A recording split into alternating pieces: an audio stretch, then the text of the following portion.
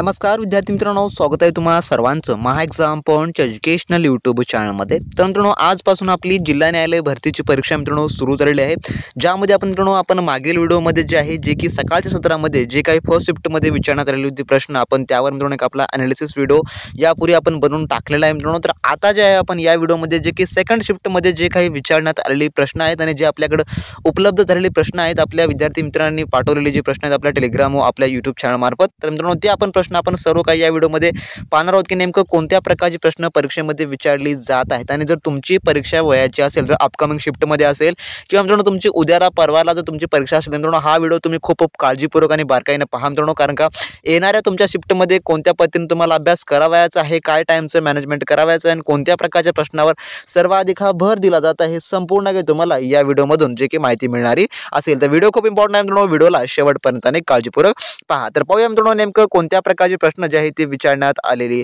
आहेत। तर यामध्ये मित्रांनो तुम्ही पाहू शकता जे की सुरुवातीचा जो प्रश्न आहे जो की कम्प्युटर रिलेटेड प्रश्न आहे मित्रांनो, ज्यामध्ये XPS चे पूर्ण रूप काय आहे असं विचारण्यात आलेलं आहे।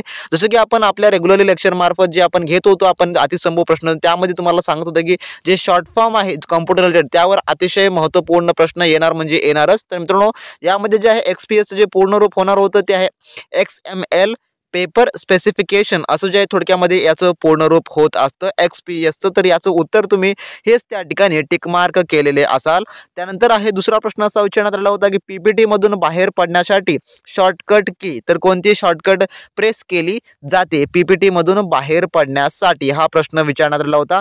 त्यानंतर आहे सेंटर अलाइनमेंटमध्ये अलाइनमेंटसाठी शॉर्टकट की कोणती आहे, तर ज्याच्यामध्ये सर्वाधिक प्रश्न या शिफ्टमध्ये जर असं वाटत आहे की शॉर्टकट की संदर्भात विचारण्यात आलेली आहे। तर कम्प्युटर रिलेटेड तुम्हाला प्रश्न जे आहे फिक्स म्हणजे की 8 प्रश्न ही विचारली जात आहेतच। कम्प्युटरचे 8 प्रश्न आहेत, मराठी ग्रामरचे 8 प्रश्न आहेत, इंग्लिश ग्रामरचे 8 प्रश्न आहेत आणि त्यानंतर उर्वरित जीकेचे जी प्रश्न आहेत ती 16 प्रश्न विचारली जात आहे। थोडक्यात या प्रकारचा त्यांनी पॅटर्न फॉलो केलेला आहे त्या ठिकाणी आणि तुम्हाला या स्वरूपानंच तुम्हाला अभ्यास करून परीक्षेला जायचं आहे। तर मराठी व्याकरणामध्ये जर आपण पाहिलं, ज्यामध्ये जे मित्रांनो प्रयोगावर आधारित प्रश्न येत आहे, काळावर आधारित प्रश्न येत आहे, वाक्यरचना विचारली जात आहे, शब्दसमूहाबद्दल एक शब्द निवडा, या प्रकारचे सर्व काही प्रश्न तुम्हाला त्यामध्ये विचारली जात आहे। जर तुम्ही आपले नोट्स मिळवला असाल तर त्या नोट्समध्ये तुम्हाला मराठी व्याकरण हे A to Z आपण कव्हर करून दिलेलं आहे। आणि इव्हन मित्रांनो आपण जो जीकेचे प्रश्न आपण सांगितले होते विद्यार्थ्यांना भूगोलामधलं, जो की आपण ऋग्वेदा संदर्भाचा यमुना व जे की ऋग्वेदामध्ये जे आहे यमुना व गंगाचा जो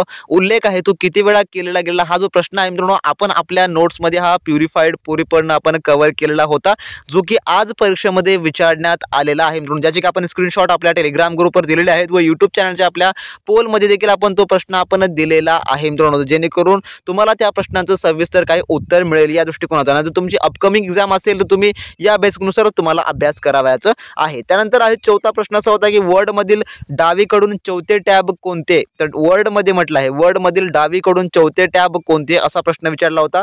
त्यानंतर आहे पिक्चर इन्सर्ट करण्यासाठी कोणते टॅब वापरतात, पिक्चर इन्सर्ट करण्यासाठी कोणता टॅब वापरला जातो, या प्रकारचा प्रश्न होता।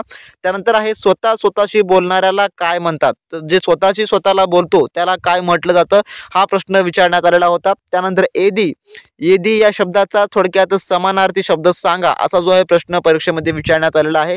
त्यानंतर विरोक्तीचा विरुद्धार्थी शब्द या ठिकाणी विचारण्यात आलेला आहे। तर विरुद्धार्थी आणि समानार्थी हे तर प्रश्न आपल्याला माहिती आहे, मराठी व्याकरणाचे बेसिक असतात आणि फिक्स प्रश्न असतात, या बाहेरचं परीक्षेत तुम्हाला विचारलं काही जात नाही। त्यानंतर आहे पुढचा प्रश्न, सायन्स पार्क एप्रिल 2023 मध्ये कोठे उभारण्यात आला, म्हणजे की एप्रिल 2023 मध्ये सायन्स हा पार्क कोठे उभारण्यात आला, थोडक्यामध्ये अशा प्रकारचा हा प्रश्न असावा जेणेकरून तुम्हाला परीक्षेमध्ये जे आहे ते विचारण्यात आलेला असेल। तर मित्रांनो या प्रकारचे प्रश्न होते जे की आपल्या सेकंड शिफ्टमध्ये विचारण्यात आले, ज्यामध्ये तर बहुतांशी फोकस हा कम्प्युटर या टॉपिकवरच आहे। तर कम्प्युटरचे तुम्हाला जेवढे काही बेसिकली प्रश्न मिळतील तुम्ही त्याचा परिपूर्ण अभ्यास करून घ्या आणि आपल्या टेलिग्राम ग्रुपवर फ्री स्वरूपामध्ये देखील आपण एक कम्प्युटर रिलेटेडची PDF उपलब्ध करून दिलेली आहे।